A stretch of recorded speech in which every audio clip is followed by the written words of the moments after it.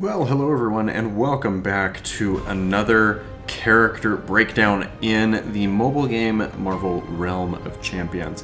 We have done an introductory video on every single playable character type in the game, except the one that we are covering today, that being the Black Panther type. And boy, is this a fun and interesting character, and I'm excited to break it down a little bit for you today.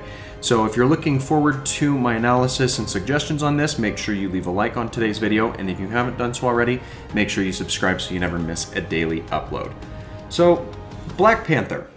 This is probably one of the most diverse characters on the cast in terms of how they work with the two different weapons they have, and they play very, very differently. So we'll cover both of the weapons individually, like we have with every other character so far. First up, we have the introductory weapon for Black Panther, that being claws. And this currently has the highest difficulty rating as per the Realm of Champions website, where it has a 3 out of 5 difficulty ranking. And it's mainly because this has some technical aspects or use to it, though I personally don't find it super difficult once you know how the inner workings of the game take place. So starting off, we have the heavy attack, which is the Panther Pounce.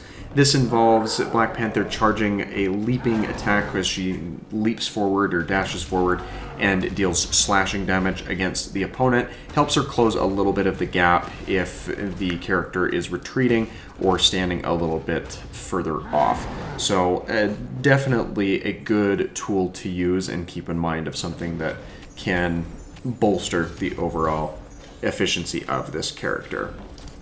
The first ability of Black Panther with both weapon types is the Kinetic Shield. This involves the Black Panther character activating her vibranium suit, which gains some shielding, and after a few seconds the shield will explode and deal crushing damage to adjacent enemies. And this is not pursuant to any damage received while this attack is taking place, so it adds as a little bit as a buffer, and instead of having some damage on startup like the Hulk does, it deals damage on the ability expiration. So that is quite a fun and interesting mechanic there. The Special 2 ability is called the Ambush Strike. It involves Black Panther jumping into the air in a forward motion and performing a broad swipe that deals slashing damage, and any of the enemies caught within that slash will have the bleed status effect applied to them for a few seconds, and they will all take some damage as the time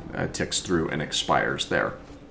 This can be quite nice for closing the gap yet again, but also helping to finish out some of the lower target or lower health targets on the other team, because if the bleed damage ticks in on them, then it will allow their health bar to slowly expire even if they are retreating from combat. The Special 3 ability with the claws is the Spirit of Bast, and this involves Black Panther calling upon the Panther god Bast to quickly chase down an enemy. This attack will root the enemy in place as she unleashes a flurry of slashes. So a quite high damage dealing attack that prevents escape, and unfortunately does not deal any bleed damage, but it is quite nice for assuring that you don't have to worry about an enemy retreating. And this does work on a variety of different enemies and can be quite useful. So the claws are certainly a little bit more technical to use, but as long as you're aware of the base functions and base mechanics of them,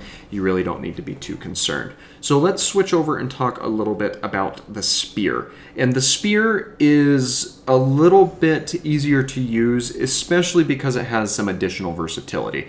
Now, though Black Panther is more of a melee damage type character, the spear allows her to have a minor aspect of ranged capability. So not only do her basic attacks have a little bit of additional spacing that can be provided for dealing damage, but she also possesses a minor ranged attack with the heavy attack being the spear throw. This will allow Black Panther to throw the spear at an enemy dealing piercing damage. It deals a solid chunk of damage as well, and it can really be used to help knock out some of the enemies that are retreating from combat or ones that are trying to stay a little bit further away and out of damage. Now, you might have team members that will do this a little more efficiently, such as Captain America with his shield toss, or the Sorcerer Supreme or Iron Legionnaire, as their standard attacks just have some range capability to them.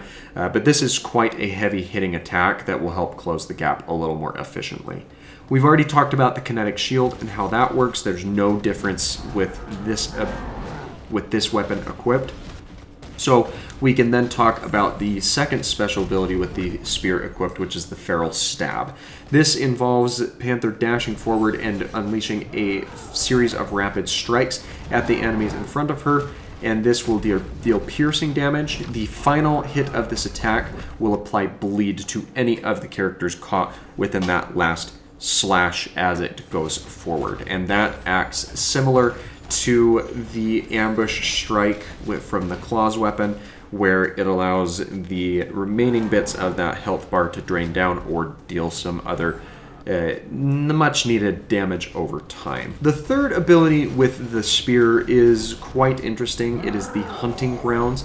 This involves Black Panther leaping towards the enemy. It stuns the opponent and deals some piercing damage, and when landing, the area is consumed by an octagonal kinetic field that allots an armor buff to Black Panther while she is inside. Unfortunately, this doesn't benefit any of the other team members like we've seen with the Super Soldiers or Assemble ability, but it does provide a little bit of a needed cushioning blow during the duration of this ability, in addition to the stun damage and other damage that can be dealt during the duration of that effect. So Black Panther is quite a fun character to use, and I hope that you have enjoyed learning a little bit more about each individual character throughout this series. Maybe they'll add additional character types or heroes to the game within the coming months. We'll just kind of have to wait and see if that is the case, and I will revisit it as needed